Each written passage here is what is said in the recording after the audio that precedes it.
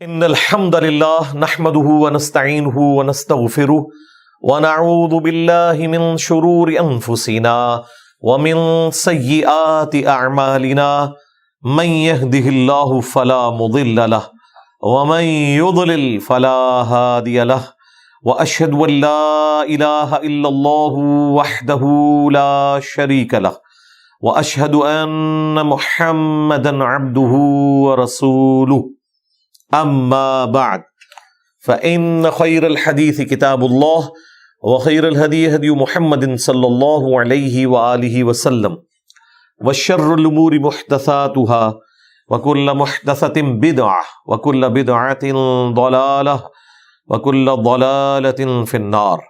اعوذ بالله السميع العليم من الشيطان الرجيم من همزه ونفخه ونفثه. بسم الله الرحمن الرحيم. ان الله وملائكته يصلون على النبي يا ايها الذين آمنوا صلوا عليه وسلموا تسليما.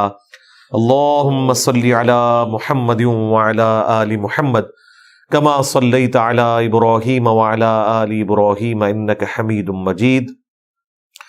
اللهم بارك على محمد وعلى آل محمد كما باركت على إبراهيم وعلى آل إبراهيم إنك حميد مجيد.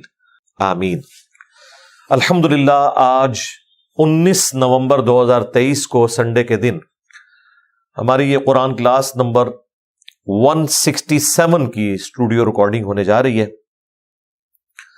آج انشاءاللہ تعالی ہم سورۃ الرعد کی آیت نمبر 29 سے آنورڈ سٹارٹ لیں گے. انشاءاللہ آج یہ سورت بھی کمپلیٹ ہو جائے گی. پچھلی دفعہ آلموسٹ میرے خیال ہے 40 کے قریب میں نے منٹ لگا دیے سورہ الرعد کی آیت نمبر 28 پر. الا بذکر اللہ تطمئن القلوب. وہ آیت متقاضی تھی کہ ہم اس کے اوپر تفصیلاً گفتگو کرتے. آج انشاءاللہ تعالی آیت نمبر 29 سے آنورڈ سٹارٹ کریں گے. اعوذ باللہ من الشیطان الرجیم بسم اللہ الرحمن الرحیم. گفتگو کنکلوڈ ہوئی تھی 28 نمبر آیت پر. الا بذکر اللہ تطمئن القلوب. آگاہ ہو جاؤ اللہ کی یاد میں ہی دلوں کا سکون ہے. الذین آمنوا وعملوا الصالحات. وہ لوگ جو کہ ایمان لے کر آئے اور نیک اعمال اختیار کرتے ہیں. طوبی لہم. ان کے لیے خوشخبری ہے. وحسن مآب. اور ان کا انجام بھی اچھا ہونے والا ہے. یعنی الٹیمیٹلی ان کو اللہ کی رحمت کا مقام جنت ملنے والا ہے. اللہم اجعلنا منہم. آمین. کذالک ارسلناک فی امۃ قد خلت من قبلها اسی طریقے سے ہم نے آپ کو بھی ایک امت کے اندر رسول بنا کر بھیجا ہے جیسا کہ آپ سے پہلے بھی مختلف قوموں میں امتوں میں رسول آئے. لِتَتْلُوَ عَلَيْهِمُ الَّذِي أَوْحَيْنَا إِلَيْكَ. تاکہ آپ ان کے اوپر وہ تلاوت کریں قرآن کتاب جو ہم نے آپ پر نازل کی. وَهُمْ يَكْفُرُونَ بِالرَّحْمَنِ. جبکہ ان کا حال یہ ہے کہ وہ رحمان کا کفر اختیار کر رہے ہیں قرآن سننے کے بعد بھی، اس سے پہلے بھی، سوائے ان لوگوں کے جنہوں نے ایمان قبول کر لیا. قُلْ هُوَ رَبِّي.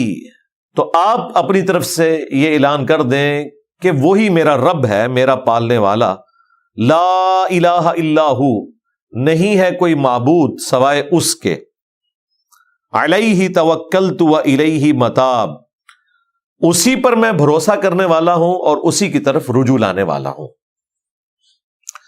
یعنی نبی صلی اللہ علیہ وآلہ وسلم کو یہ تسلی دی جا رہی ہے کہ آپ کی بات کوئی نہ بھی سنے تب بھی آپ نے اعلان حق جاری رکھنا ہے اور اس بنیادی دعوت کو کہ اللہ کے سوا کوئی معبود نہیں ہے، توکل اسی کے اوپر ہے، ہر معاملے میں ہم اسی کی طرف رجوع لانے والے ہیں. اچھا، اب یہ جو باقی کی آیات ہیں، چونکہ سورۃ الرعد کنکلوڈ ہو رہی ہے، جب بھی کوئی سورت کنکلوڈ ہونے کی طرف جاتی ہے تو بہت کریٹیکل چیزیں اس میں ڈسکس ہوتی ہیں. اور سورۃ الرعد کا جو مزاج ہے وہ مکی صورتوں والا ہے، اور مکی صورتوں کا جو مرکزی ٹاپک ہے وہ عقیدہ توحید ہے، عقیدہ رسالت ہے، عقیدہ آخرت ہے. اور اس میں بھی پیغمبروں کا سٹیٹس کیا ہے، اللہ کا سٹیٹس کیا ہے، اور پیغمبروں میں اور اللہ میں فرق کیا ہے. کیونکہ انسانیت نے سب سے بڑا شرک ایک پیغمبر کے نام کے اوپر دیکھا ہے، جیزس کرائسٹ. اور لوگ پیغمبروں کو اللہ تعالی کے مقابلے پہ لا کھڑا کرتے ہیں. تو اللہ تعالیٰ اپنی توحید کو اسٹیبلش کرنے کے لیے پیغمبروں کا سٹیٹس کلیئر کرتا ہے کہ یہ اللہ کے بندے ہیں، ان کے پاس کوئی اختیار نہیں ہے، جو میں چاہوں گا وہ ہوگا. پلس جو لوگ شعبدہ بازیوں سے امپریس ہو جاتے ہیں، کرتبوں سے امپریس ہو جاتے ہیں، وہ منہ مانگے معجزات پیغمبروں سے مانگنا شروع کر دیتے ہیں. تو ان کا سٹیٹس بھی کلیئر کر دیا گیا کہ جو لوگ ایمان لانے والے نہیں ہیں نا، آپ ان کے سامنے سارے دلائل رکھیں، انہوں نے حق بات پھر بھی قبول نہیں کرنی. اب یہ وہ آیت آ رہی ہے جو قرآن حکیم میں ایک یونیک آیت ہے. اس آیت کا مزاج ہی بالکل الگ ہے، اور یہ وہ آیت ہے جو آیت بار بار ان لوگوں کو سنانے کی ضرورت ہے کہ جنہوں نے بزرگی کا معیار جو ہے وہ کشف، کرامات، معجزات اور اس طرح کی چیزوں کو رکھ لیا ہے کہ ما فوق الفطرت کوئی چیزیں ہو جائیں، کوئی فزیکل فینامنا آف نیچر کو توڑنے والے معاملات ہو جائیں. ان کا جواب اللہ تعالیٰ دے رہا ہے اور فرما رہا ہے کہ وہ لوگ پھر بھی ایمان نہیں لے کے آئیں گے، جو مرضی آپ کر لیں. اور ہم نے تاریخ انسانی میں دیکھا ہے، قرآن اس کے اوپر گواہ ہے. وَلَوْ أَنَّ قُرْآنًا سُيِّرَتْ بِهِ الْجِبَالُ، اور اگر ہم قرآن کو ایسا بنا دیتے کہ قرآن کی تلاوت کرنے سے پہاڑ چلنا شروع کر دیتے. یہ آپ نے کئی بزرگوں کا نہیں سنا کہ پہاڑوں کو اشارہ کیا پہاڑ چل پڑے، اور یہ دیوار ڈنگی تھا، ایک بزرگ سن انہوں نے اشارہ کیا تو دیوار بھی نالے ٹوٹ پئی. قرآن پڑھنے سے تو یہ کچھ نہیں ہوگا. قرآن نفی کر رہا ہے اس چیز کی کہ قرآن پڑھنے سے ایسا کچھ بھی نہیں ہوگا، کیونکہ اللہ تعالیٰ نے قرآن کو ایسا بنایا نہیں ہے. اگر قرآن ہم ایسا بنا دیتے کہ قرآن پڑھنے سے پہاڑ چلنا شروع کر دیتے، یعنی نبی علیہ السلام تلاوت شروع کرتے، پہاڑ چلنا شروع کر دیتے، تو کفار مکہ تو یہی گمان کریں گے واقعی یہ اتنا بڑا ایک کارنامہ کیا ہے پیغمبر نے، ہم اسے پیغمبر مان لیں. لیکن اللہ تعالیٰ فرما رہا ہے ایسا نہیں ہونا تھا. اگر قرآن پڑھنے سے پہاڑ چلنا شروع کر دیتے، او قطعت بہ الارض، یا اس کے اثر سے زمین پھٹ جاتی، کہتے ہیں نگاہ ماری دیا کر دیتا. یعنی قرآن کی آیات میں یہ اثر رکھتے ہم کہ جو بھی پڑھے، اور اسپیسیفکلی اس وقت تو نبی الاسلام کے حوالے سے ہو رہا ہے کہ نبی الاسلام اس قرآن کو پڑھتے، پہاڑ آپ کے ساتھ چلتے، زمین پھٹ جاتی. اگر ہم اس کو بنا دیتے ایسا، او کلم بہ الموتى، یا قرآن پڑھنے سے مردے باتیں کرنا شروع کر دیتے. یہی چیزیں چاہیے نا آپ کو، اور کیا چاہیے؟ اشارہ کرو پہاڑ چلنا شروع کر دیں، بلڈنگیں ادھر کی ادھر ہو جائیں، زمین پھٹ جائے، دشمنوں کی طرف دیکھ کے قرآن پڑھے اور دشمنوں کی پوری فوجیں جو ہیں زمین میں دھس جائیں. زمین پھٹ گئی تو ظاہر فوج دھس گئی، لڑائی کرنے کی ضرورت ہی کوئی نہیں. آج کے اس دور میں بھی اگر فوج زمین میں دھس جائے تو آپ جنگ جیت کے. اور مردے کلام کرنا شروع کر دیں تو بھائی آپ کا تو بدترین مخالف بھی آپ کو پیغمبر مان لے گا. تو کیا جیزس کرائسٹ کو پیغمبر مان لیا تھا یہودیوں نے؟ وہ تو مردوں کو بھی زندہ کرتے تھے اللہ کے اذن سے، مٹی کی مورت میں پھونک مارتے تھے، پرندہ بن جاتی تھی اللہ کے اذن سے. تو کیا اس وقت کے یہودیوں نے اسلام قبول کیا؟ صرف 12 حواری تھے جیزس کرائسٹ کے جنہوں نے عیسیٰ ابن مریم کو مانا، باقیوں نے تو قتل کے فتوے جاری کر دیے. وہ تو اللہ تعالیٰ نے انہیں بچا لیا، ادروائز انہوں نے تو سولی دے دیا تھا. تو اللہ تعالیٰ ہمارا ہے کہ اگر مردے بھی کلام کرنا شروع کر دیتے، پھر بھی اینڈ رزلٹ یہ تھا بل للہ الامر جمیعا، تب بھی سارا اختیار اللہ ہی کے پاس ہونا تھا. ان چیزوں نے ان کی ہدایت کا کوئی فیصلہ نہیں کرنا تھا جب تک کہ اللہ تعالیٰ کسی کو زبردستی ہدایت نہ دینا چاہے.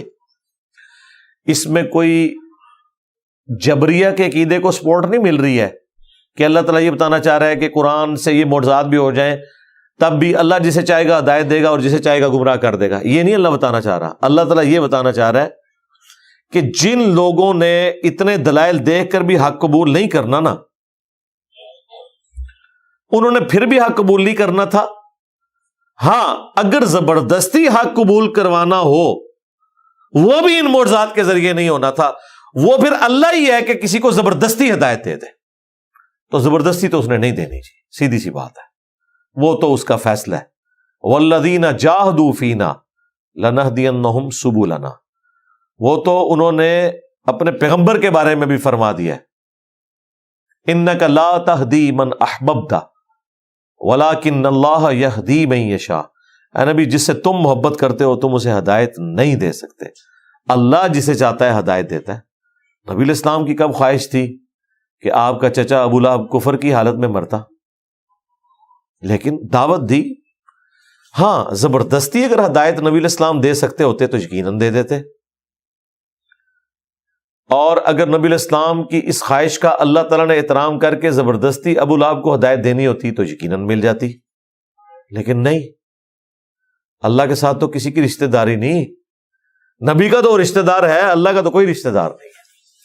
اب یہ بہت سینسٹیو ایشو ہے، اس لیے اللہ تعالیٰ سے دعا کرنی چاہیے، اللہم من احییتہ منا فاحیہ علی الاسلام ومن توفیتہ منا فتوفہ علی الایمان ربنا لا تزغ قلوبنا بعد اذ ہدیتنا وہب لنا من لدنک رحمہ انک انت الوہاب آمین.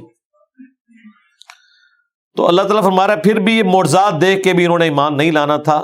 اگر یہ ان کے ہاتھوں میں معجزات بھی آ جاتے، قرآن کے ذریعے پہاڑ چلتے، زمین پھٹ جاتی، یا مردے نکل کے باتیں کرنا شروع کر دیتے. افلم یئس الذین آمنوا ان لو یشاء اللہ. کیا نہیں جانتے وہ لوگ جو ایمان لے کر آئے ہیں کہ اگر اللہ تعالی زبردستی کرنا چاہتا لَهَدَى النَّاسَ جَمِيعًا، تو پھر ساری انسانیت کو ہدایت پہ اکٹھا کر دیتا. مراد کیا کہ اللہ تعالیٰ کو زبردستی گمراہ کرنا چاہتا ہے؟ نہیں.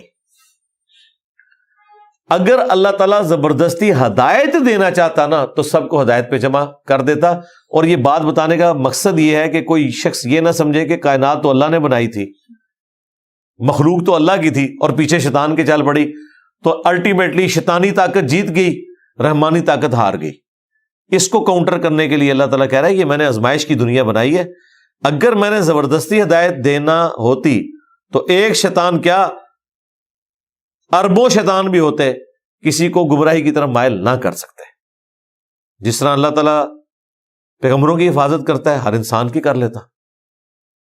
لیکن یہ اللہ تعالیٰ کے ہاں طے پا چکا ہے کہ جنت اس شخص کو ملنی ہے جس نے یہ جنت ارن کرنی ہے، اس کے لیے ایفرٹ پٹ کرنی ہے، وقت کے پیغمبر کی دعوت پہ لبیک کہنا ہے. اے اہل ایمان، کیا تمہارے علم میں یہ نہیں ہے کہ اگر اللہ تعالی چاہتا کہ وہ ہدایت دے زبردستی تو پوری انسانیت کو ہدایت پہ اکٹھا کر دیتا. وَلَا يَزَالُ الَّذِينَ كَفَرُوا تُصِيبُهُمْ بِمَا صَنَعُوا، اور کفار اس حالت میں رہیں گے کہ انہیں آئے دن کوئی نہ کوئی عذاب ملتا رہے گا، تکلیف ملتی جائے گی. بما صنعوا قاریہ، انہیں تکلیف پہنچتی رہے گی ان کے کرتوتوں کے بدلے میں. او تحل قریبا من دارہم، یا انہیں کوئی مصیبت ان کے گھروں میں. حتی یأتی وعد اللہ، یہاں تک کہ وہ پھر آخری وعدہ اللہ کا سچا آ جائے گا. انبیاء کے انکار کرنے پہ دنیا کا عذاب، یا ان پہ موت کی شکل میں آخرت کا عذاب سٹارٹ ہو جائے گا.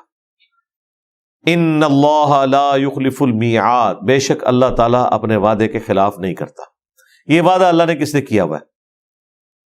مسلمانوں سے بھی اور کافروں سے بھی. مسلمانوں سے یہ وعدہ کیا ہے کہ دنیا میں جتنی بھی تکلیف کاٹو گے نا، اگر تم نے میرے پیغمبر کی اتباع کی تو ہمیشہ کی کامیابیاں تمہارا مقدر ہوں گی. آخرت میں میں یہ نہیں کہوں گا کہ بیڈ لک ہوگی بھی تمہارے ساتھ، یہ بیڈ لک دنیا میں. دنیا میں بیڈ لک ہوگی، کیونکہ وہ یہ قانون جو ہے نا دنیا کے، وہ اللہ تعالیٰ نے آزمائش کے اوپر رکھے ہوئے. وہ بیڈ لک اس لیے ہوتی ہے کہ اس کے ذریعے اللہ تعالیٰ آزما رہا ہوتا ہے، کسی سے لے کے کسی کو دے کے. وہ اللہ کا فیصلہ ہے. وَلَنَبْلُوَنَّكُمْ بِشَيْءٍ مِّنَ الْخَوْفِ وَالْجُوعِ وَنَقْصٍ مِّنَ الْأَمْوَالِ وَالْأَنفُسِ وَالثَّمَرَاتِ، ضرور آزمائیں گے بھوک سے اور خوف سے اور جان اور مال میں اور پھلوں میں نقصان سے. پھر دیکھیں گے کس کا ایٹیچیوڈ اہل ایمان والا ہے کہ جب بھی کوئی تکلیف پہنچے تو وہ یہی کہ انا للہ و انا الیہ راجعون. بے شک ہم بھی تو اللہ کی طرف سے آئے تھے، یہ تکلیف بھی اللہ کی طرف سے آئی ہے، اس تکلیف نے بھی ختم ہی ہو جانا ہے. ایک نہ ایک دن ہم نے بھی اللہ کے پاس جانا ہے، تو اس دن تو تکلیف ختم ہو جائے گی نا. کینسر کے مریض کے اوپر تکلیف اس دن تک ہے جس دن تک وہ زندہ ہے. موت اس کے لیے تکلیف کے خاتمے کا سبب ہے، اور راحت کا آغاز ہے اگر اس نے اللہ کو رسپانس کیا ہوا ہے دنیا میں، ورنہ اگلا لمحہ تو اس سے بھی برا آنے والا ہے وَلِعَوْذُ بِاللَّهِ تعالی. تو اللہ تعالیٰ فرما رہا ہے ہم اپنے وعدے کی خلاف ورزی نہیں کریں گے، یعنی اہل ایمان سے وعدہ کیا تھا وہ بھی پورا کریں گے، اور جہنمیوں کو جو دھمکیاں لگائی تھی وہ بھی پوری ہوں گی. وَلَقَدِ اسْتُهْزِئَ بِرُسُلٍ مِّن قَبْلِكَ، اور بے شک آپ صلی اللہ علیہ وآلہ وسلم سے پہلے بھی جو رسول آئے ان کا بھی مذاق اڑایا گیا، تمسخر کیا گیا ان کے ساتھ. فَأَمْلَيْتُ لِلَّذِينَ كَفَرُوا، تو ہم نے پھر کافروں کو پہلے تو ڈھیل دی.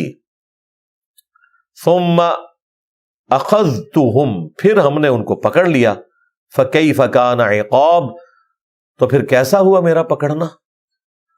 تو نبی الاسلام کو بھی تسلی دی جا رہی ہے کہ آپ کے مخالفین کو اگر ڈھیل مل رہی ہے نا تو ایک دن آئے گا ہم انہیں پکڑیں گے. اور پھر پکڑا ہے، بدر کے اندر پکڑا ہے، اس کے بعد احد میں بھی پکڑا. وہ تو مسلمانوں کی غلطی کی وجہ سے شکست آ گئی، ادروائز شروع میں تو وہ بھاگے تھے. اور پھر خندق میں بھی پکڑا، حنین میں بھی پکڑا، اور بعد میں رومنز اور پرشین کو بھی پکڑا اللہ تعالیٰ نے. تو کیسا ہوا میرا پکڑنا جو اگلی امتوں کے کیس میں ہوتا رہا، آپ کے کیس میں بھی ہوگا. افمن ہوا قائم علی کل نفس، کیا وہ خدا جو ہر جان کے اوپر نگہبانی کیے ہوئے ہے، بما کسبت، جو ان لوگوں کے اعمال ہیں ان کو دیکھنے والا ہے، ان پہ نگہبانی کر رہا ہے. وجعلوا للہ شرکاء، اس اللہ کے لیے انہوں نے شریک ٹھہرا لیے. اور شریک کون سے ٹھہرائے ہوئے ہیں؟ جن کو انہوں نے اپنے ہاتھوں سے تراشا ہے. یا اگر پیغمبروں کو بھی شریک ٹھہرایا ہوا ہے تو وہ پیغمبر ہیں جنہیں موت آ جانی ہے، جو روٹی کھانے کے بھی محتاج ہے، اپنی ہر نعمت کے معاملے میں وہ اپنے رب کے محتاج ہیں. اللہ ہی نگہبان ہے سب کے اوپر. تو ایسی ہستیوں کو اللہ کے مقابلے کے اوپر ٹھہرا لیے. قل سموہم، ان کے نام لے کے ذرا اے نبی ان کو کہو کہ پکارو ان کو، یعنی وہ تمہارا کوئی نفع نقصان والا معاملہ کر ہی نہیں سکتے. ام تنبئونہ بما لا يعلم فی الارض، کیا تم اللہ کو اس چیز کے بارے میں خبر دے رہے ہو جو اس کے علم میں تو نہیں ہے زمین میں.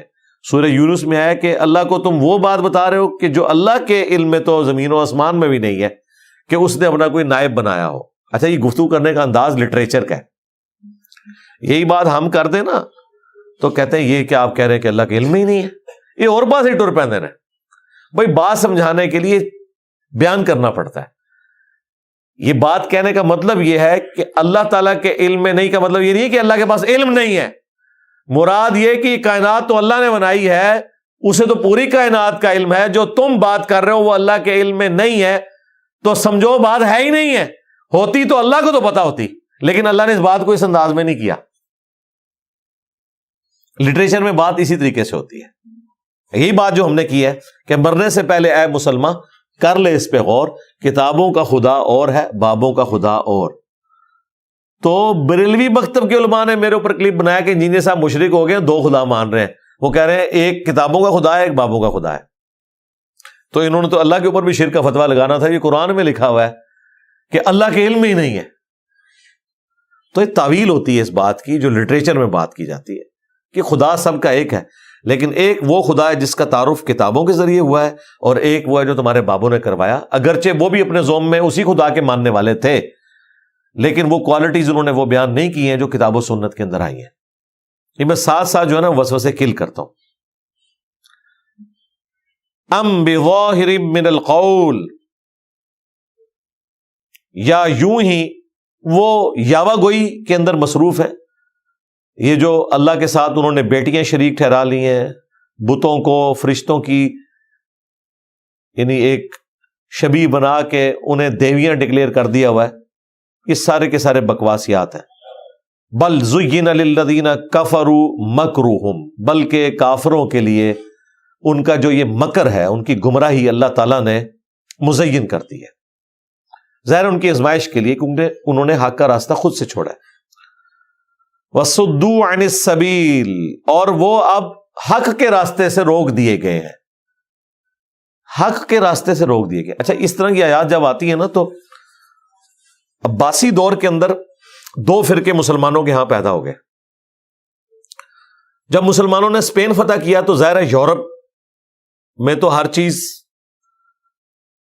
جو ہے فلسفے کی بنیاد کے اوپر چل رہی تھی، اسلام کو پہلی دفعہ فلسفے کے ساتھ میچ کھیلنا پڑا، تو پھر وہ ساری باتیں جو فلسفیانہ گفتگو وہ کرتے تھے یونان سے، جو انہوں نے مستعار لیا ہوا تھا، جس کی ماڈرن فارم اب سائنس ہے، سائنس تو خیر بہت اچھی فارم میں، کم از کم ہم ان چیزوں کو ویریفائی تو کر سکتے ہیں، اور سائنس تو یہ بھی مانتی ہے کہ ہم صرف فزیکل فینومینا سے ڈیل کرتے ہیں، جو میٹا فزکس ہے اس کو ہم نہیں دیکھتے، جو یہ اللہ تعالیٰ کے غیبی پردے ہیں، جو ڈیوائن چیزیں ہیں، اس کے ساتھ وہ ڈیل نہیں کرتے۔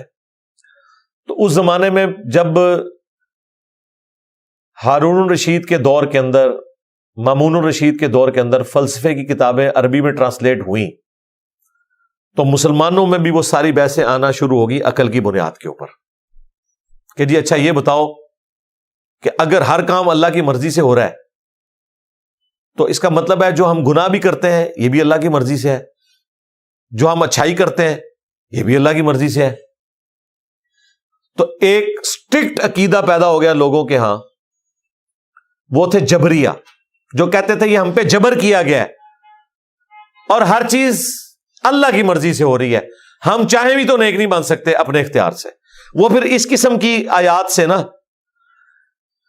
اپنے عقیدے کو پکڑتے تھے۔ دیکھو اللہ تعالیٰ فرما رہا ہے، دیکھو ان کو حق کے راستے سے روک دیا گیا، باقی ساری آیات وہ چھوڑ دیتے تھے، والذین جاہدوا فینا لنہدینہم سبلنا، ان آیات کو بھی چھوڑ دیتے تھے کہ اللہ تعالیٰ حق قبول کرنے والوں کو حق کی طرف رہنمائی کرتا ہے، اور جن لوگوں نے حق سے اناد کیا ہوتا ہے تو اس حق سے اناد کرنے کے سبب اللہ تعالیٰ ان کے دلوں کے اوپر مورے لگاتا ہے، پہلے نہیں لگاتا، وہ اوور لک ہو جاتی تھی چیزیں۔ اچھا، دوسری ایکسٹریم پہ پھر ان کے مقابلے پہ آگے قدریہ، جن کا موقف تھا کہ تقدیر کوئی چیز نہیں ہے، جو ہم چاہتے ہیں نا وہ ہوتا ہے، ہم قدرت رکھتے ہیں اپنی ہر چیز کے اوپر، وہ دوسری ایکسٹریم پہ چلے گئے۔ تو ایسا بھی نہیں ہے، جب اللہ تعالیٰ کسی کے گمراہی کے سبب اس کے اوپر مور لگا دے پھر تو پیغمبر بھی اسے ہدایت نہیں دے سکتا۔ تو یہ دونوں ایکسٹریم رویے ہیں، جبریہ جو کہتے ہیں کہ جی ہمارا گناہ کا نیکی کا ہر کام اللہ کی مرضی سے، ہمیں اختیار ہی کوئی نہیں دیا گیا، یہ تو بالکل نان سینس بات ہے۔ رسولوں کا مقدمہ، کتابوں کا مقدمہ تو دھڑام سے گر پڑے گا، پھر پیغمبر دنیا میں کیوں آئے تھے اگر اختیار ہی کوئی نہیں ہے۔ اور دوسری طرف جو قدریہ تھے، جو کہتے تھے ہر چیز کی قدرت ہمارے پاس ہے، تقدیر کوئی چیز نہیں ہے، انسان اپنا مقدر خود بناتا ہے، تو پھر ہم نے تو دیکھا ہے کتنے کامیاب لوگ بظاہر دنیا میں ناکام ہو گئے، اس وجہ سے کیونکہ اللہ نے کوئی آزمائش رکھی ہوئی تھی، انسان اپنی پلاننگ کر رہا ہوتا ہے۔ آپ اس سے بڑی کیا مثال پیش کریں گے کہ نبی علیہ السلام سے اللہ تعالیٰ نے غزوہ احد سے پہلے یہ وعدہ کیا تھا کہ آپ کو فتح ملے گی، لیکن غزوہ احد کا انجام جو ہے مسلمانوں کی شکست پہ ہوا ہے۔ اب مسلمانوں میں وسوسے پیدا ہو گئے کہ یہ کیا، اللہ کا تو وعدہ تھا۔ اللہ نے 60 آیات نازل کی آل عمران میں غزوہ احد کی کمنٹری پہ کہ بھئی فتح تو دے دی تھی، یہ سب بھاگ گئے تھے، لیکن تم نے اپنے نبی کی نافرمانی کی، اور 35 لوگوں نے وہ درہ چھوڑ دیا جن کے بارے میں بخاری میں حدیث ہے، آپ نے فرمایا کہ اگر تم دیکھو کہ چیل کوے بھی ہماری لاشیں اٹھا رہے ہیں تب بھی تم نے یہ درہ نہیں چھوڑنا جب تک کہ میں حکم نہ دوں۔ صرف 15 بندے رہ گئے، 35 نے چھوڑ دیا۔ خالد بن ولید کافروں کی طرف سے آئے تھے، انہوں نے پیچھے سے حملہ کیا، 70 سے زیادہ صحابہ کرام شہید ہو گئے۔ کوئی مدینے میں گھر نہیں بچا تھا جس کے اندر کوئی میت نہ ہو، خود حضور کے 4 دانت شہید ہو گئے، آپ کی شہادت کی افواہ پھیل گئی، اس لیول تک ہوا۔ تو پھر اللہ تعالیٰ نے نازل کیا کہ نہیں، اللہ بھی درست ہے، اور یہ جو کچھ ہوا یہ تمہارے اعمال کے سبب ہوا۔ لوگوں کو تو وسوسہ آیا تھا کہ بھی اللہ کا وعدہ کدھر گیا؟ تو اللہ نے کہا وعدہ تو تھا جب تم کافروں کو قتل کر رہے تھے، یہاں تک کہ تم نے اپنا ڈسپلن لوز کیا اور اپنے نبی کی نافرمانی کی، تو دیکھو یہ جنگ کا پاسا پلٹ گیا۔ تو چیزوں کو ٹوٹیلٹی میں دیکھنا ہوتا ہے۔ تو یہاں پہ بھی اللہ تبارک و تعالیٰ نے فرمایا کہ اب وہ روک دیے گئے حق کے راستے سے، کیونکہ انہوں نے حق سے اناد کیا۔ وَمَن يُضْلِلِ اللَّهُ، اور جس کو اللہ ہی گمراہ کر دے، فَمَا لَهُ مِنْ هَادٍ، تو اسے کون ہدایت دے سکتا ہے؟ اللہم اہدنا فیمن ہدیت، آمین۔ اللہم اہدنا الصراط المستقیم صراط الذین انعمت علیہم غیر المغضوب علیہم ولا الضالین، آمین۔ لہم عذاب فی الحیات الدنیا، ایسے لوگوں کے لیے دنیا کی زندگی میں بھی عذاب ہے، ولا عذاب الآخرۃ اشق، جبکہ آخرت کا عذاب تو انتہائی سخت ہونے والا ہے۔ وما لہم من اللہ من واق، اور انہیں اللہ تعالیٰ کی گرفت سے پھر کوئی بچا نہیں سکے گا۔ پناہ گاہ ظاہر ہے اللہ ہی ہے، دنیا میں تو پھر بھی لوگ آپ کے ساتھ ہمدردی کر سکتے ہیں، اچھا دنیا میں بھی آپ کی کوئی تکلیف شیئر نہیں کر سکتا۔ ہاں، جو بندہ 4th سٹیج کی کینسر کی تکلیف سے گزر ہے نا، اس کی بیوی بچے ماں باپ سرانے بیٹھ کے تیمارداری تو کر سکتے ہیں، یہ نہیں کر سکتے کہ 2 گھنٹے کے لیے اس کی بیوی تکلیف کاٹے گی اس کی طرف سے اور وہ ریلیکس رہے گا، اگلے 2 گھنٹے اس کے ابا جان اور اس سے اگلے 2 گھنٹے اس کا بیسٹ فرینڈ۔ کیا ہوتا ہے ایسے؟ دنیا میں بھی نہیں ایسے ہوتا، تکلیف وہ اکیلا کاٹ رہا ہوتا ہے، حالانکہ اتنے ہمدرد موجود ہیں۔ اور آخرت میں تو قرآن کہہ رہا ہے کہ انسان کہے گا کہ مجھ سے میری بیوی بچے ماں باپ سب کچھ لے لیا جائے، بس مجھے چھوڑ دیا جائے۔ تو یہ بڑا گمبھیر معاملہ ہے جی۔ جس نے قرآن نہیں پڑھا ہوا موجے مارے، دنیا میں موجے مارے۔ جس نے قرآن پڑھ لیا بھائی، وہ جب تک نامہ مال اس کے دائیں ہاتھ میں نہیں آتا نا، وہ سکون کی زندگی نہیں گزار سکتا۔ اسی کو نبی علیہ السلام نے فرمایا، صحیح مسلم میں حدیث ہے، دنیا مؤمن کے لیے قید خانہ ہے اور کافر کے لیے جنت ہے، وہ اپنی مرضی کی زندگی گزار سکتا ہے۔ اللہم اجرنا من النار۔ اتنی ڈاڑیاں گلاں کرنے تو بعد اب جنتیوں کا ذکر بھی شروع ہو رہا ہے۔ یہی قرآن ہے جو بیلنس کرتا ہے، جہنمیوں کا ذکر کیا تو ساتھ اب اہل جنت کا بھی ذکر۔ مثل الجنت التی وعد المتقون، اس جنت کی کیفیت، اس کی مثال جس کا وعدہ اہل تقوی کے ساتھ کیا گیا ہے۔ تجری من تحتها الانہار، ایسی ہے کہ اس کے نیچے ندیاں رواں ہوں گی۔ اچھا یہ مثال ہمیشہ کیوں آتی ہے؟ دنیا میں بھی آپ اس سین کو بڑا انجوائے کرتے ہیں۔ جو لوگ بھی سیاحت کے عادی ہیں ان سے پوچھیں کہ سب سے بہترین منظر جو آپ پہاڑوں میں جا کے دیکھتے ہیں نا، وہ یہی ہے کہ 2 پہاڑوں کے درمیان ندیاں رواں ہیں۔ ایون باقی جگہوں پہ بھی جہاں جہاں پہ یہ والا آپ کو منظر دیکھنے کو ملتا ہے کہ پانی بھی آپ دیکھیں اور سبزہ بھی دیکھیں، انسان کی کیفیت بدل جاتی ہے، وہ اسے انجوائے کرتا ہے۔ اور آخرت کے بارے میں تو کوئی تصور بھی نہیں کر سکتا، دنیا میں تو اللہ نے اس کی ایک جھلک دکھائی ہوئی ہے۔ آپ صرف دنیا میں جو ٹاپ کی 10-12 آبشاریں ہیں، واٹر فالز، ان کی ذرا ویڈیوز یوٹیوب پہ دیکھ لیں۔ آج کل تو اللہ کے فضل سے آپ گھر بیٹھ کے مفت دنیا کی ہر جگہ کی سیر کر سکتے ہیں، اور ویسی سیر کہ جو وہاں پہ موجود لوگ بھی نہیں کر رہے، کیونکہ وہاں ان کو مچھر بھی کاٹ رہے ہیں، ان کو موسم کی سختیوں سے بھی گزرنا پڑ رہا ہے، خرچہ بھی ہو رہا ہے، اور یہاں آپ آرام سے اپنے صاف ستھرے ایئر کنڈیشن کمرے میں بیٹھ کے یا سردیوں میں رضائی میں بیٹھ کے ساتھ دودھ پتی کا مگ رکھ کے آپ جو ہے وہ وکٹوریا واٹر فال دیکھ رہے ہیں, انجوائے کریں. دنیا کوئی جگہ دیکھنی ہے آپ دیکھیں. وہ لوگ کتنے کتنے ہفتوں کا سفر کر کے اس کے ٹاپ پہ پہنچتے ہیں, آپ کے ساتھ نیکی کرتے ہیں, ہر جگہ وہ ویڈیو بناتے جاتے ہیں, آپ بھی ان کے ساتھ سفر کر رہے ہیں. تو دنیا میں بھی اللہ تعالیٰ نے ایک دھندلا سا تصور رکھا ہے اس جنت کا, ان ساری نظاروں کے اندر, تاکہ انسان آخرت کی طرف مائل ہو. تو اللہ تعالیٰ فرماتا ہے کہ جس کی اللہ تعالیٰ کی طرف سے یقین دہانی ہے نا جنت کی اہل تقوی کے لیے, وہ ایسی ہے جس کے نیچے نہریں بہتی ہوں گی. اکلھا دائم, اللہ اکبر, اس کا پھل ہمیشہ رہنے والا ہے, وہ کبھی ختم ہی نہیں ہوگا. آپ جو پھل توڑیں گے دوبارہ سے اگائے گا, کیونکہ جنت کو فنا نہیں ہے, موت ذبح ہو چکی ہے. آپ پھل توڑیں اور کھا لیں تو وہ اس ٹہنی کے اس پورشن پہ جو ایک انگور کا دانہ تھا اسے تو موت آ گئی نا, لیکن نہیں آئے گی, دوبارہ اگ جائے گا. آپ نے کھا بھی لیا اور وہ اپنی جگہ پہ اگ گیا, کیونکہ جنت کو موت نہیں ہے. تو اللہ تعالیٰ فرما رہا ہے اس کا پھل ہمیشہ رہنے والا ہے. وَظِلُّهَا, اور اس کا سایہ بھی نہیں ڈھلے گا. تِلْكَ عُقْبَى الَّذِينَ اتَّقَوْا, اور یہ انجام ہے ان کا جو اپنے رب سے ڈرنے والے ہیں. ایک انجام ان کا تھا جو رب کا ڈینائل کرنے والے ہیں, ایک اہل ایمان کا. وَعُقْبَى الْكَافِرِينَ النَّارِ, اور جو ٹھکانہ ہے کفر کرنے والوں کا وہ ہے آگ. اللہم اجرنا من النار, اللہم انا نسألک جنت الفردوس مع النبیین والصدیقین والشہداء والصالحین.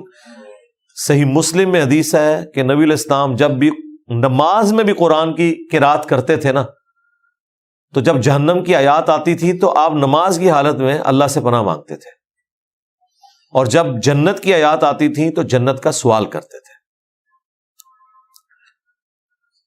والذین آتیناہم الکتاب, وہ لوگ کہ جن کو ہم نے کتاب عطا فرمائی, یفرحون بما انزل الیک, ان میں سے جو اچھی نیچر رکھنے والے لوگ ہیں نا وہ خوش ہیں اس قرآن کے اوپر جو آپ کی طرف نازل ہوا. یہاں وہ اہل کتاب مراد ہیں, میجورٹی تو ظاہر ہے وہ کرسچنز میں تھے, کہ جو پیغمبر آخر الزمان صلی اللہ علیہ وآلہ وسلم کو پہچان گئے تھے ان کی نشانیوں سے. یہودیوں میں اکا دکا لوگ تھے, عبداللہ ابن سلام جیسے. تو اللہ تعالیٰ بارے وہ تو خوش ہو رہے ہیں. وَمِنَ الْأَحْزَابِ, لیکن ساتھ ہی ان گروہوں میں ایسے لوگ بھی ہیں. وَمِنَ الْأَحْزَابِ, اور ان گروہوں میں ایسے بھی ہیں مَن يُنْكِرُ بَعْضَهُ, کہ جو قرآن کا انکار کرنے والے ہیں, آپ کو پیغمبر ماننے کے لیے تیار ہی نہیں ہے. قُلْ إِنَّمَا أُمِرْتُ, تو اے نبی آپ فرما دے کہ مجھے تو صرف یہی حکم ہوا ہے, ان اعبد اللہ, کہ میں عبادت کروں اللہ کی, ولا اشرک بہ, اور اس کے ساتھ کسی کو شریک نہ ٹھہراؤں. الیہ ادعو, اسی کی جانب میں بلاتا ہوں. والیہ مآب, اور اسی کی طرف سب کو لوٹ کے جانا ہے. یہ وہی بنیادی دعوت ہے. وَلَقَدْ بَعَثْنَا فِي كُلِّ أُمَّةٍ رَسُولًا أَنِ اعْبُدُوا اللَّهَ وَاجْتَنِبُوا الطَّاغُوتَ, ہم نے ہر پیغمبر میں ایک ہی بنیادی دعوت تھی جو ان کی امت کے لیے ہر پیغمبر کے ذریعے بھیجی, کہ عبادت کرنی ہے اللہ کی, اور عبادت سے مراد صرف پوسچرز نہیں ہے, حقوق اللہ, حقوق العباد, ٹوٹل اوبیڈینس, اور طاغوت کی نفی کرنی ہے. اللہ کے مقابل جو بھی ہستیاں ہیں ان کی نفی کرنی ہے آپ نے. جو اللہ کے مقابلے میں, جو اللہ کی پارٹی کے لوگ ہیں ان کی تو عزت ہے, لیکن اس میں بھی جو اللہ کی پارٹی کے لوگوں کو اللہ کے مقابلے پہ کھڑا کیا ہوا ہے, اس میں آپ نے ان کو رسپیکٹ دیتے ہوئے ان کے لیے ڈیوینٹی کلیم نہیں کرنے. جس طرح جیزس کرائسٹ ہے, اب وہ اللہ کی پارٹی کے ہیں لیکن مخالفین نے ان کے اوپر شرک کھڑا کیا ہوا ہے, تو جیزس کرائسٹ کی ہم عزت کریں گے لیکن عقائد کی نفی کریں گے.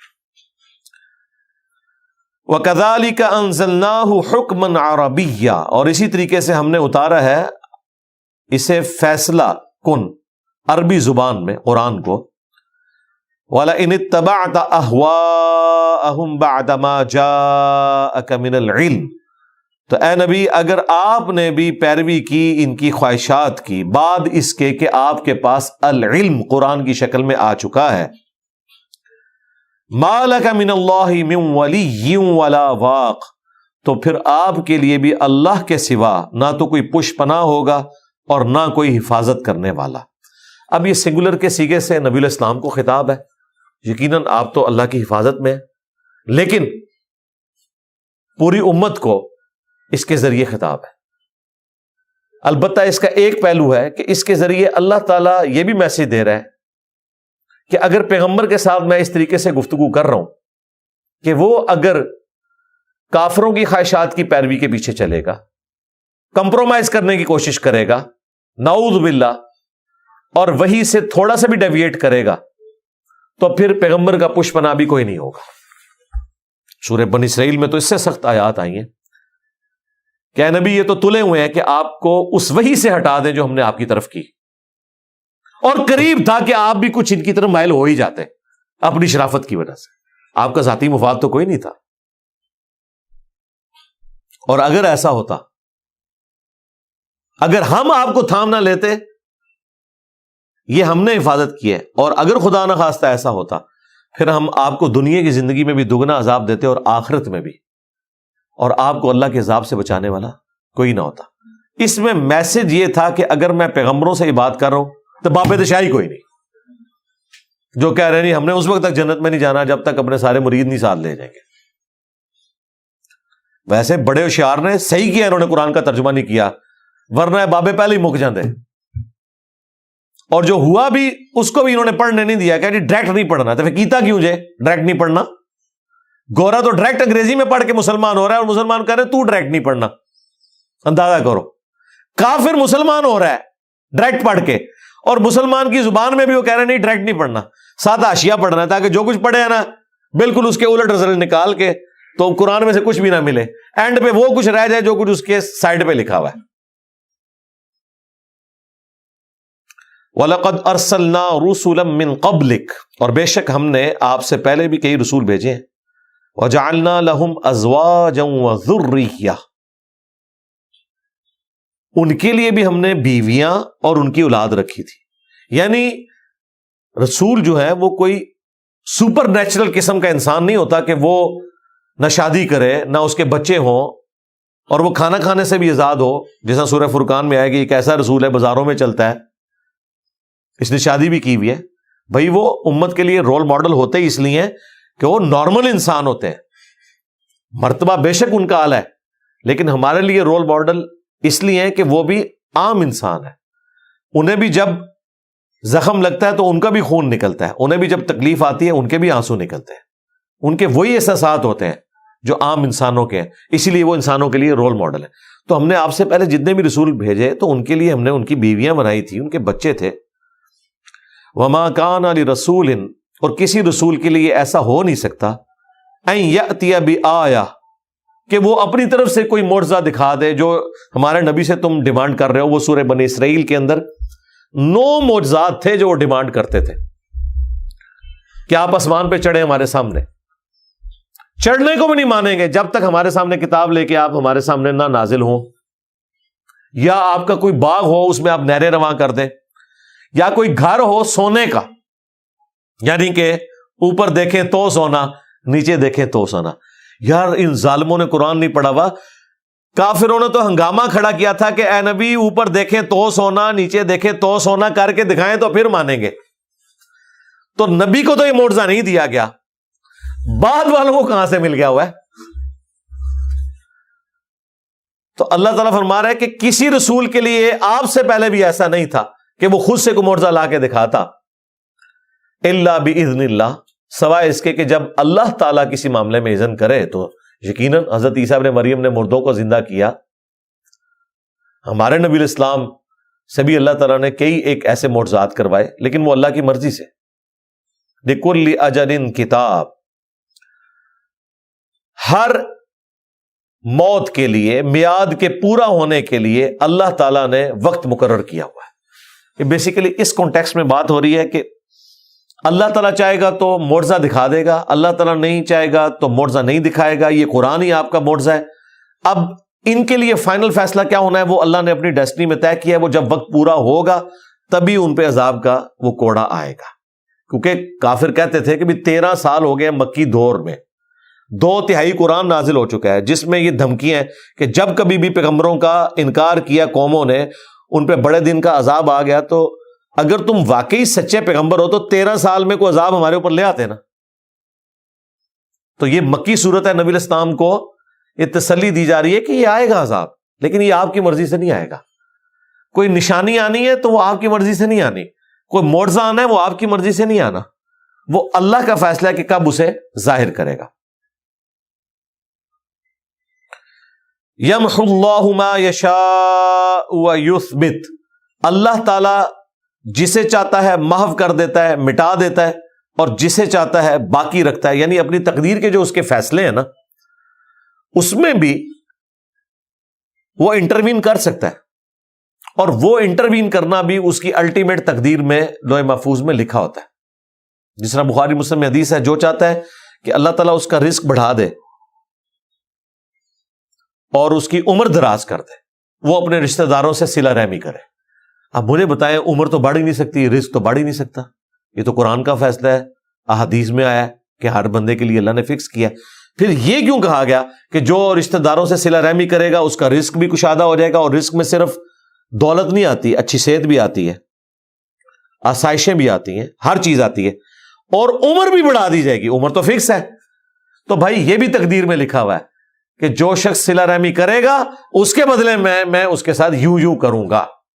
اور وہی چیز ہے کہ پہلے تو لکھا ہوا ہے تقدیر میں، بعد میں اللہ تعالیٰ نے اس کی تقدیر کو بدل دیا، اور یہ بدلنا بھی تقدیر میں لکھا ہوا تھا کہ اگر یہ یوں کرے گا، مجھ سے دعا کرے گا یا یہ والے معاملات کرے گا تو میں اس کی مٹا کے نئی تقدیر لکھ دوں گا۔ اچھا،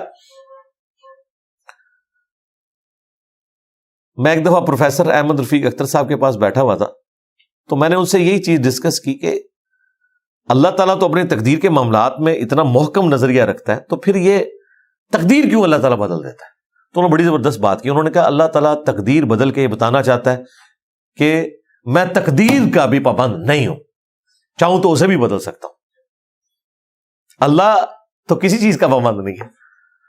تو وہ ڈیفینیشن کرتے تھے کہ exception in destiny is known as دعا، صدقہ۔ تقدیر میں استثناء کا نام دعا اور صدقہ ہے۔ تقدیر میں فیصلہ ہو چکا ہے، لیکن دعا سے، صدقے سے فیصلہ بدل جائے گا۔ یہ استثناء ہے، اور یہ مومن کا ہتھیار ہے۔ دیکھیں ذرا اصحاب الکہف کو، ایک دعا ہی کی ہے، ربنا آتنا من لدنک رحمہ وہیئ لنا من امرنا رشدا۔ اے اللہ اپنے پاس سے ہمیں رحمت عطا فرما اور ہمارے اس امر میں کوئی کامیابی کی راہ نکال دے۔ او یار، انہوں نے تو سوچا ہی نہیں تھا، یہ تو شاید کسی پیغمبر نے بھی نہ سوچا ہو کبھی کہ اللہ تعالی کسی پیغمبر کے لیے نہیں، کسی صحابی کے لیے نہیں،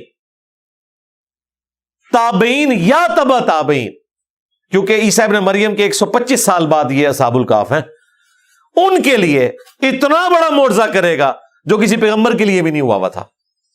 عزیر علیہ السلام بھی 100 سال سوئے رہے ہیں، ان کو اللہ نے 300 سال تک سلایا۔ دعا ایک کی ہے، انہوں نے اس وقت سوچا بھی ہوگا کہ یار آنے والی تاریخ ہمیں یاد رکھے گی کہ انسانی تاریخ میں اتنا بڑا واقعہ نہیں ہوا۔ اچھا، جب یہ میں نے دعا ان کی پڑھی، اصحاب الکہف والی فلم دیکھی، وہ ایران والی، میں نے اپنی زندگی میں اس دعا کو نا ہتھیار بنایا۔ میں نے کہا جی مجھے وہ اسم اعظم مل گیا جس کے ذریعے اللہ تعالیٰ انہونی کو ہونی کر دے گا۔ یہی دعا ہے، ہماری کامیابی کا راز یہی دعا ہے، ربنا آتنا من لدنک رحمہ وہیئ لنا من امرنا رشدا۔ اور اسی کا ورژن ہے جو نبی علیہ السلام نے آپ کو تعلیم کیا ہے، لا حول ولا قوت الا باللہ۔ نہیں ہے طاقت گناہوں سے بچنے کی، اور نہ ہمت ہے نیکیاں کرنے کی مگر اس کی توفیق سے۔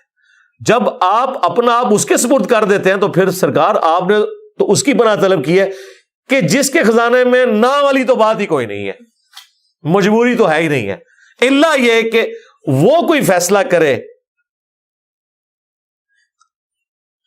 کوئی آزمائش کے طور پہ، وہ الگ بات، ادروائز اس کو کوئی چیز روک نہیں سکتی کسی کام کو ایگزیکیوٹ کرنے سے۔ تو اللہ تعالیٰ فرماتا ہے کہ وہ جب چاہتا ہے مٹا دیتا ہے اور جو جسے چاہتا ہے باقی رکھتا ہے تقدیر میں. وَعِندَهُ ام الکتاب، اور اس کے پاس تو اصل کتاب اس کے پاس ہے. ام الکتاب لوح محفوظ ہے. ام الکتاب کتابوں کی ماں، کتابوں کی جڑ، یہ وہ ہے جس سے قرآن بھی نازل ہوا، تورات بھی نازل ہوئی، صحائف نازل ہوئے. وہ اللہ کی بڑی ہارڈ ڈسک، وہ ہے ام الکتاب. وَإِمَّا نُرِيَنَّكَ بَعْضَ الَّذِي نَعِدُهُمْ، اور اے نبی اگر ہم آپ کو دکھا دیں وہ وعدے والی چیز کہ انبیاء کے انکار کے اوپر اللہ کا عذاب آتا ہے آپ کی زندگی میں، او نتوفینک، یا ہم آپ کو موت دے دیں اور آپ کی موت کے بعد عذاب آئے. یہ دونوں باتیں اللہ نے پوری کر دی. مشرکین عرب کا عذاب تو نبی الاسلام نے اپنی زندگی میں دیکھا، لیکن رومن اور پرشین امپائر جن کو آپ نے خط لکھے تھے انہوں نے وقت کے پیغمبر کا انکار کیا. ان کا عذاب صحابہ کرام نے اپنے دور میں دیکھا ہے، قادسیہ اور یرموک کے اندر. وہ حضور دیکھ نہیں سکے، لیکن اللہ تعالیٰ پہلے ہی کہہ رہا تھا ہم عذاب کا حصہ آپ کی زندگی میں آپ کو بعض دکھا دے یا آپ کو موت دے دے. فَإِنَّمَا عَلَيْكَ الْبَلَاغُ، تو یہ آپ کے ذمے ہے بات کو پہنچا دینا. وَعَلَيْنَا الْحِسَابُ، اور ہمارے ذمے ہے حساب لینا. آپ کا کام صرف دعوت دینا ہے، ان کا حساب و کتاب ہم نے خود کر لینا ہے. اولم یروا انا نأتی الارض ننقصها من اطرافها، کیا آپ دیکھ نہیں رہے کہ ہم زمین ان کے لیے گھٹاتے جا رہے ہیں اور زمین ان کے اوپر تنگ ہوتی جا رہی ہے. اس کو بعض لوگوں نے وہ سائنٹیفک اس چکر میں ڈالا. بیسیکلی چلیں وہ تو ایک دور کی ایک تعویل ہو سکتی ہے، لیکن اصل بات یہ ہو رہی تھی کہ مشرکین عرب کے لیے آہستہ آہستہ زمین تنگ ہوتی جا رہی تھی کیونکہ لوگ اسلام میں داخل ہو رہے تھے. کئی قبائل کے ساتھ نبی الاسلام کے پھر معاہدے بھی ہو گئے. آہستہ آہستہ کرتے کرتے نبی الاسلام کے لیے یہ زمین سٹیبل ہوگی اور آپ کو تو آلٹرنیٹو بیس بھی مدینہ شریف کی شکل میں مل گیا. باقی مشرکین عرب کے لیے پھر کوئی جائے پناہ نہیں رہی، لیکن ایک دن کے اندر نہیں، آہستہ آہستہ. اور اس کا آغاز ہو چکا ہے. اے نبی تم دیکھ نہیں رہے کہ ہم ان کے لیے زمین تنگ کرتے جا رہے ہیں ہر طرف سے. واللہ یحکم، اور اللہ تعالیٰ حکم فرماتا ہے. لا معقب لحکمہ، تو اس کے حکم کو کوئی بدل نہیں سکتا. وہو سریع الحساب، اور وہ بہت جلد حساب لینے والا ہے. اچھا ہمیں دور لگ رہا ہوتا ہے، اللہ کے لیے تو کوئی دور نہیں ہے نا. اللہ تو آنے واحد میں جنتیوں کا جنت میں جانا بھی دیکھ رہا ہے اور آدم علیہ السلام کی پیدائش بھی دیکھ رہا ہے. اس کا دنیا میں آپ تھوڑا سا نظارہ کر سکتے ہیں. جب آپ جہاز میں اڑ رہے ہوتے ہیں نا، دنیا میں تو آپ 1 کلومیٹر 1.5 کلومیٹر دور تک دیکھتے ہیں، لیکن جب جہاز میں کوئی انسان اڑ رہا ہوتا ہے نا 8-10 کلومیٹر دور تک نظر آ رہا ہوتا ہے. اللہ تعالیٰ کے لیے تو آنے واحد میں آدم علیہ السلام کی پیدائش سے لے کے قیامت قائم ہونے کے بعد جنتیوں کا جنت میں جانا، جہنمیوں کا جہنم میں جانا اس کے سامنے ایک لائن میں ہے. تو لہذا پھر جب اللہ تعالیٰ جب بھی بات کرتا نا کہ میں جلد حساب لینے والا ہوں، ہم سمجھتے ہیں جلد حساب ابھی قیامت تو پتہ نہیں کب آنی ہے. تو ہمارے اعتبار سے تو لمبا ہے، اللہ کے اعتبار سے کوئی لمبا نہیں ہے. اور دنیا میں جب کوئی شخص مر گیا اس کا حساب کتاب تو شروع ہو گیا. وقد مکر الذین من قبلہم، اور بے شک ان سے پہلے لوگوں نے بھی مکاری کی تھی، وہ بھی تدبیریں کرتے رہے. فللہ المکر جمیعا، بس اللہ ہی کے اختیار میں ہے سارے کے سارا مکر، چاہے وہ مکر کر رہے ہو یا اللہ کی خفیہ تدبیر ہو، اختیار سارا اللہ کے پاس ہے. یعلم ما تکسب کل نفس، وہ جانتا ہے ہر جان کے بارے میں جو وہ کما رہی ہے دنیا میں. جو بھی نیک اعمال کوئی کر رہا ہے وہ اس کے علم میں ہے اور برے اعمال میں. وَسَيَعْلَمُ الْكُفَّارُ لِمَنْ عُقْبَ الدَّارِ، اور ان قریب یہ کافر جان لیں گے کہ آخرت کی ہمیشہ کی کامیابیاں، آخرت کا جنت کا ٹھکانہ کس کے لیے. دنیا میں وہ مسلمانوں کو یہ تانے بھی دیتے تھے نا کہ تسی اتھے بھی غریب ہو، اگے بھی غریب ہی رہنا ہے. اب نبی اسلام تو دیکھ رہے تھے. آپ نے فرمایا مجھے یہ خطرہ نہیں، تم میرے بعد شرک کرنے لگو، لیکن مجھے یہ خطرہ ہے کہ دنیا کا مال تم پہ کھول دیا جائے گا. بخاری مسلم کے الفاظ ہیں، پھر ایک دوسرے کو قتل کرو گے جس طرح اگلوں نے کیا، اور تم بھی تباہ و برباد ہو جاؤ گے جس طرح اگلے. ہم ان جملوں کو بڑا ہلکا جانتے ہیں. آپ ذرا ان عربیوں کو دیکھیں، ان کے لیے اتنی بڑی پروفیسی تھی کہ کوئی شخص یہ پریڈکٹ کر دے کہ جیلم کی ٹیم نے اگلا جو ہے نا ورلڈ کپ جیت لینا ہے فٹ بال کا. وہ تو سب کانٹیننٹ کی کوئی ٹیم نہیں ورلڈ کپ جیتی ہوئی نظر آ رہی. ان کے لیے اتنی بڑی پروفیسی تھی. کیوں؟ بھوکے ننگے لوگ. ان کے بارے میں یہ بات کرنا کہ دنیا کے خزانے تمہارے لیے کھول دیے جائیں گے. اور دیکھیں آج تک کھلے ہوئے ہیں. عربیوں کی یاشی کا لیول دیکھیں. گورے بھی مثالیں ان کی دیتے ہیں, پرانے مرے ہوئے عربیوں کی نہیں, آج کے عربیوں کی. آج تک اس نبی کے نام کا کھا رہے ہیں. یہ کیا یاشی کا لیول ہے. آپ ذرا یاشیاں دیکھنا شروع کریں, اپنے اپنے چارٹر تیار ہیں, اس کے اندر پتہ نہیں کیا کچھ بنوایا ہوا ہے. اگر ان کا وہ رخ جو ہے وہ بحری جہاز کی طرف جاتا ہے تو اس کے اندر سوئمنگ پول بنائے ہوئے ہیں, بحری جہاز کے اندر سوئمنگ پول بنائے ہوئے ہیں, اور باقی سارے معاملات پیسہ کھا رہے ہیں. بتائیں انہوں نے کون سی کوئی دنیا میں انوینشن کی ہے؟ کوئی ایک انوینشن بتا دیں انہوں نے کی ہو. لیکن کھا رہے ہیں یہ نبی کے نام کے اوپر, آج تک کھا رہے ہیں. عیاشیوں میں ان کی مثالیں دی جاتی ہیں. تو نبی علیہ السلام نے صحیح کہا تھا, مجھے خطرہ نہیں ہے کہ کافر و مشرک ہو جاؤ, بت پرستی نہیں آئی ادھر, لیکن دنیا کے مال میں پھنس گئے. ہاں قرب قیامت میں ایسا ہوگا کہ ایک دفعہ واپس آئے گی بت پرستی.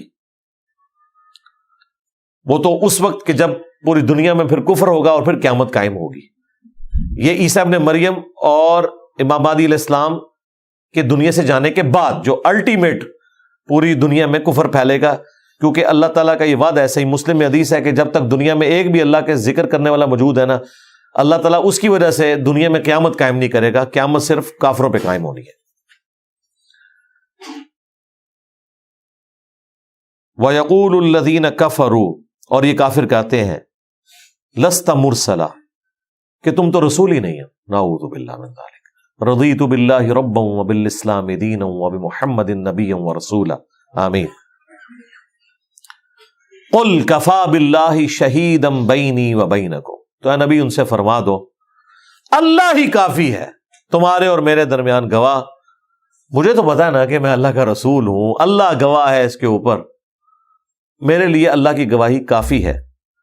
ومن عنده علم الکتاب, اور گواہی کے طور پر وہ لوگ بھی کہ جن کو کتاب کا علم دیا گیا تھا, اہل کتاب جیوز اور کرسچنز جو اہل حق ہیں, جن کے پاس وہ کتاب موجود ہے, اپنی الہامی کتابوں میں آخری پیغمبر کی پروفیسیز موجود ہیں, وہ بھی اس بات کے اوپر گواہ ہیں کہ میں اللہ کا پیغمبر ہوں. ان کے دلوں نے تو گواہی دے دی ہے, چاہے وہ حق قبول کریں یا نہ کریں, وہ اس بات کے اوپر گواہ ہیں. پھر کئی لوگوں نے حق قبول بھی کیا. اور دیکھیں قرآن تو اس وقت کہہ رہا تھا کہ جیوز اور کرسچنز میں سے مسلمانوں کے سب سے زیادہ قریب وہ ہیں جو اپنے آپ کو نصارہ کہتے ہیں, یعنی کرسچنز. اور اس کے پیچھے ظاہر ہے ایک بڑی ریزن ہے کہ صرف مسلمان ہی ہیں جو جیسس کرائسٹ کو مانتے ہیں, اور دنیا کے کسی دین کے ماننے والے حضرت عیسیٰ ابن مریم کو پیغمبر نہیں مانتے. جوز تو انہیں گالیاں دیتے ہیں, نعوذ باللہ. اور دوسرا اللہ تعالیٰ نے فرمایا ان کے اندر قسیسین ہے, رہبان ہے, اللہ سے ڈرنے والے لوگ ہیں, اور وہ نرم دل لوگ ہیں. ہارٹ بھی ان کی نرمی آپ دیکھیں, نرم دلی تو ہے ان کے اندر. پوری دنیا کو پناہ دی ہوئی ہے. آپ کے ملکوں میں جن لوگوں کے اوپر توہین مذہب کا الزام لگتا ہے, آپ کے علماء بھی ان کو پروٹیکشن نہیں دیتے, وہ لوگ دے دیتے ہیں. اور اس چیز سے بالا تر ہو کے کہ آپ کا تعلق کس مذہب کے ساتھ ہے, کس فرقے کے ساتھ ہے, کس پولیٹیکل جماعت کے ساتھ ہے. تو یہ دل کی نرمی تو ہے ان کے اندر. اچھا آج بھی جو لوگ اسلام قبول کر رہے ہیں نا یورپ میں, امریکہ میں, وہ 99.9% کرسچنز ہی ہیں. جوز آج بھی اڑے ہوئے ہیں, ان کا اپنا تکبر ہی نہیں جا رہا. اور پھر اللہ تعالیٰ نے ان کے اوپر وہ ضربت علیہم الذلہ والمسکنہ, وہ تو مسلط کر دیے, وہ اسی طریقے سے جاری ہے, وہ اپنی حرکتوں سے باز نہیں آ رہے. میں تو آج کل یوٹیوب کے اوپر ان کے انٹرویوز بھی دیکھتا ہوں. ان کے جو اسٹرانچ قسم کے مذہبی لوگ ہیں, ان کے ربی ہیں, جس طرح آپ کے مولوی ہوتے ہیں, ان کا آپ کانفیڈنس لیول دیکھیں, وہ بھی آسمانوں کے اوپر ہے. وہ کہتے ہیں ہم ہی ہم ہیں, خدا کے ماننے والے تو ہم ہیں, ہم اللہ تعالیٰ کے چنے ہوئے لوگ ہیں. دنیا میں ہم خدا کے ریپریزنٹیٹیو ہیں, ہم انبیاء کرام علیہ السلام کی اولاد ہیں. ہے یقیناً اس میں کوئی شک نہیں ہے. اور ان میں جو مسلم مزاج لوگ ہیں نا، آج بھی جب ان سے پوچھا جاتا ہے نا کہ بتاؤ کہ توحید جس کے اوپر تم بنیاد کیے، یہودیوں کا جو ترہ امتیاز ہے نا اس وقت دنیا میں، اور جس کو وہ پریزنٹ کرتے ہیں، وہ کہتے ہیں ہم ون گاڈ کے ماننے والے ہیں، باقی لوگ شرک کر رہے ہیں. اور کرسچنز تو کہتے ہیں شے ہی کوئی نہیں. وہ کہتے ہیں دیکھو ایک انسان کو، وہ تو خیر اس انسان کو بھی آؤٹ آف ویڈ لاک کہتے ہیں، نعوذ باللہ، عیسیٰ ابن مریم کو کہتے ہیں دیکھو ایک انسان کو، ان کی عقل ماری ہوئی ہے، ایک انسان جو کھانے پینے کا محتاج ہے،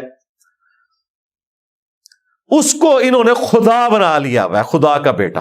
اچھا وہ انٹرویو سنا تھا، میں بڑا انجوائے کر رہا تھا اس اعتبار سے کہ یار یہ والی توحید وہ ہے جو قرآن میں بیان ہوئی ہوئی ہے، لیکن ایک سٹیپ ان کو اور طے کروانا ہے. اچھا پھر جو ان میں مسلم مزاج ہے نا، آپ ان کی داڑیاں دیکھیں، بالکل سچی داڑیاں، آپ کو لگے گا اہل حدیث ہیں. ہاں اگر آپ کو نہ بتایا جائے نا تو وہ آپ کو اس طریقے سے سچی داڑھی والے نظر آئیں گے. اچھا پھر ان سے وہ جب وہ پوچھتے ہیں نا بتاؤ کہ اس طرح کی توحید اور یہ جو خدا کا تصور ہے وہ کس میں، وہ کہتے ہیں مسلمز میں. پھر وہ ایک بندہ انٹرویو کرتے ہیں، پوچھا کہ یار تمہارا خدا اور مسلمانوں کا خدا ایک ہے؟ ان کا ہاں وہی اللہ جس کو مسلم اللہ کہتے ہیں وہ ہمارا خدا ہے. اچھا ایک کرسچن گیا وہاں انٹرویو کرتے ہوئے نا، وہ مختلف سٹانچ قسم کے، میں آپ کو بتاؤں یہودیوں کے اہل حدیث اور مسلمانوں کے اہل حدیثوں میں کتنا فرق ہے، یہ میں انورٹڈ کاما میں سمجھانے کے لیے. ان سے جب پوچھا گیا نا کہ آپ زائنسٹ یہودیوں کے ساتھ رہنا پسند کریں گے یا مسلمانوں کے ساتھ، ان کا مسلمانوں کے ساتھ رہنا پسند کریں گے، انہوں نے تو دنیا میں فساد مچایا ہوا ہے. اچھا اس معاملے میں آدھے تو اہل حدیث بھی کہتے ہیں کہ بریلویوں سے یہود و نصارہ بہتر ہے، لیکن اور پاسے ٹر پہنتے ہیں. لیکن آن گراؤنڈ اگر بات کریں آپ تو جو بندہ آپ کے نبی کو، آخرت کو، قرآن کو مانا ہوا ہے، اگر اس کے اندر کہیں گمراہی موجود ہے اس کی اصلاح کی کوشش کریں. تو جو سٹرانچ لوگ ہیں نا وہ ہر جگہ اسی قسم کے سٹرانچ لوگ ہیں. اچھا وہ اس وجہ سے بھی کہہ رہے ہیں کہ وہ سالہ سال سے وہاں رہ رہے ہیں. یہ مسئلہ کھڑا ہوا ہے دوسری جنگ عظیم کے بعد، ہٹلر کے گناہوں کو دھونے کے لیے گریٹ برٹن نے یورپ کے جو یہودی تھے نا انہیں لا کے فلسطین میں آباد کر دیا. فلسطین میں آلریڈی مسلمان، یہودی اور عیسائی آباد تھے صدیوں سے، وہ آپس میں رہتے تھے. جس طرح انڈیا میں بھی ہندو اور مسلمان رہ رہے ہیں، کبھی کوئی لڑائی جھگڑا نہیں ہوا تھا. یہ مودی نے آگے سارا دنگا فساد کروایا. وہاں پہ لوگ رہ رہے تھے اور وہاں قومیت ان کی پہلی تھی کہ فلسطینی ہیں ہم، بعد میں مسلمان، یہودی اور عیسائی ہیں. ان سے کوئی تکلیف نہیں تھی. تکلیف وہ کہتے ہیں یار یورپ سے لا کے آپ نے بندے یہاں ہمارے اوپر چڑھا دیے، بجائے ہے کہ یورپ میں انہیں کوئی الگ ملک دیتے، ان کو پکڑ کے ہمارے اوپر چڑھا دیا اور ان کے اوپر احسان کر دو کہ جی تسی مظلوم ہو اور تواڈے ہوتے ہٹلر نے یہ کیتا اور ہولوکاسٹ ہوئی، تو چلیں ہم بدلہ اتارتے ہیں اس اعتبار سے کہ آپ کو ایک الگ ملک دیتے ہیں. ملک دینا دے اپنا دیو ملک، دوسروں کے ملک کے ساتھ یہ ظلم کیا تم لوگوں نے. تو یہ مسئلہ ہے وہاں پہ. لے جی سورت الرعد یہاں پہ مکمل ہوئی. اگلی دفعہ انشاءاللہ سورہ ابراہیم سٹارٹ کریں گے. یہ بھی توحید کا شاہکار ہے سورت ابراہیم. نام بھی پھر ابراہیم ہے. عام بندے سے آپ پوچھیں، ہمارے مولویوں سے آپ پوچھیں سورہ ابراہیم، وہ کہیں گے حضرت ابراہیم کی زلفیں کیسی تھیں، ان کی گفتگو کا سٹائل کیا تھا. وہ اس طرف چل پڑتے ہیں، سمجھتے ہیں کہ ابراہیم کا مطلب یہ کہ بایوگرافی بیان ہوگی. نہیں، سورہ ابراہیم کا مطلب یہ ہے کہ ابراہیم کی دعوت توحید کیا تھی، تعارف اللہ ہی کا ہو رہا ہوتا ہے. سورہ محمد، عام جس بندے نے سورہ محمد نہیں پڑھی اسے پتہ ہی نہیں کیا ہے. سورہ محمد کے اندر سارا ذکر جنت کا ہے اور قتال کا ہے، کیونکہ جان وہ شخص دیتا ہے کہ جو یہ یقین رکھتا ہے کہ مرنے کے بعد میں نے جنت میں جانا ہے. اس کا دوسرا نام سورہ قتال ہے.